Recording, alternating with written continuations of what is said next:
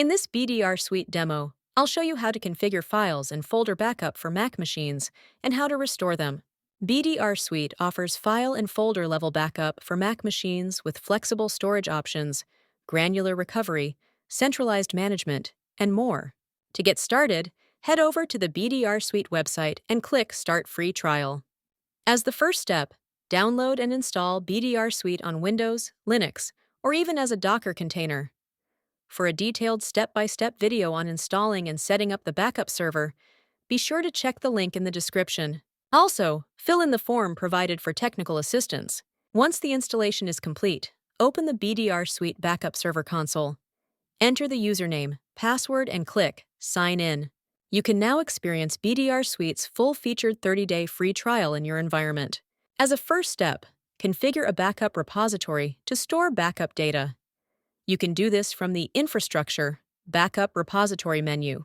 You can either use on-premise or remote storage like DAS, NAS, SAN, or use your own public cloud storage Amazon S3, Azure Blob, Google Cloud, and S3 compatible storage like Wasabi, MinIO, Backblaze, etc. Now, let's add the Mac machines as a data source for backup. Navigate to Hypervisors, Servers, and Endpoints tab, then select Data Source followed by Servers and Endpoints. Click on the Add Host and select Mac. The default and recommended method to add a Mac host is through manual agent installation. Click on the Download Backup Agent. Copy it to the target Mac host and install it on each host you plan to back up. Check the link in the description box below for a how-to video on adding a Mac host using the manual agent installation method. Once the BDRSuite agent installation is complete and the service starts running on the host, the Mac machine will be successfully listed as a data source for backup. Now let's look at Mac backup configuration. Navigate to Backup, then select Configure Backup and choose Mac. You can create a backup job either by starting from scratch or using a pre-configured backup template. A backup template allows you to set up all the necessary configurations in advance, so you only need to add hosts when creating a new job, saving you time. For a step-by-step video on creating and using a backup job template, check out the link in the description. In this demo, I'll show you how to configure a backup job without using a template. Now, specify a name for the backup, select the backup repository, and click Next to proceed. Next, select the Mac machine to backup.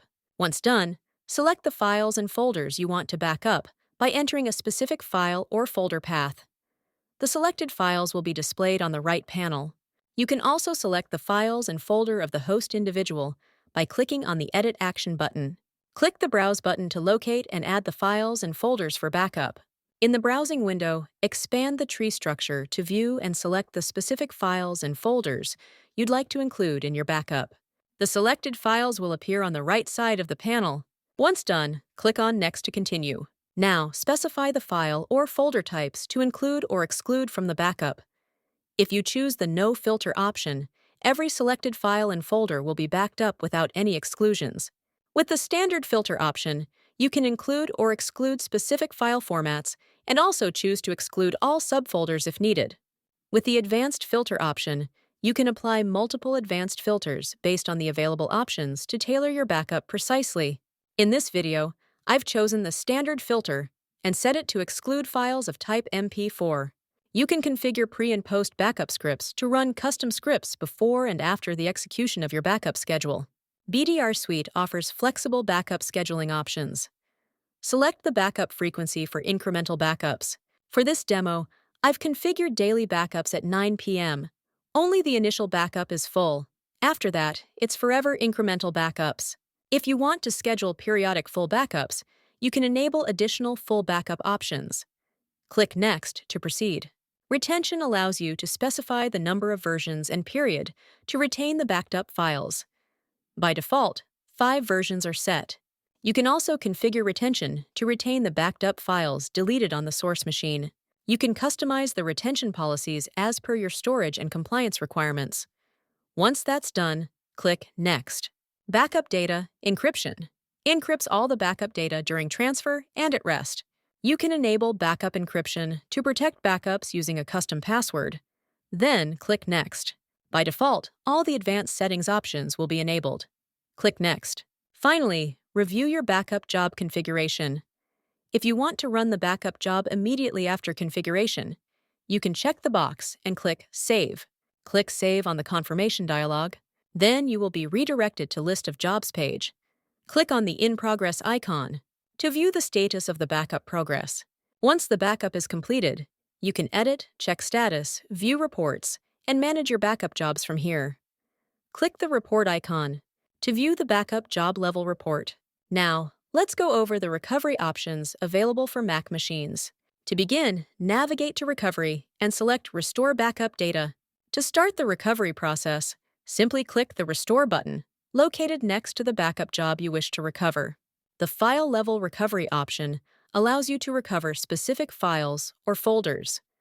First, select the Mac machine you want to recover. Then, select File Level Recovery and click Next to proceed. Select the restore point from which you want to recover the backup data. Let's begin by expanding the tree to select the specific files or folders you wish to restore. You have the option to restore these items, either on the backup server or directly back to the original machine. You can choose whether to restore the files or folders to their original location or an alternate location on the machine. In this example, I'll restore the selected data to the source machine, but in an alternate location. Enter the folder path where you'd like to restore. In this example, I'm choosing the default setting for the Restore option, including handling deleted files and resolving conflicts. You can customize your selection based on your specific needs. Once your selections are made, click Next to proceed. Finally, review the recovery configuration and click Restore. Next, click OK on the confirmation dialog. Now, you'll be redirected to the Restore Backup Data page. Click on the Progress icon to view the status of your restore progress, and click on the Report icon to check the restore report. Navigate to the designated location to find the restored files and folders. Now, it's your time to try it out. Visit our website to start your 30-day free trial. And if you need any assistance, contact BDRSuite support. Thanks for watching.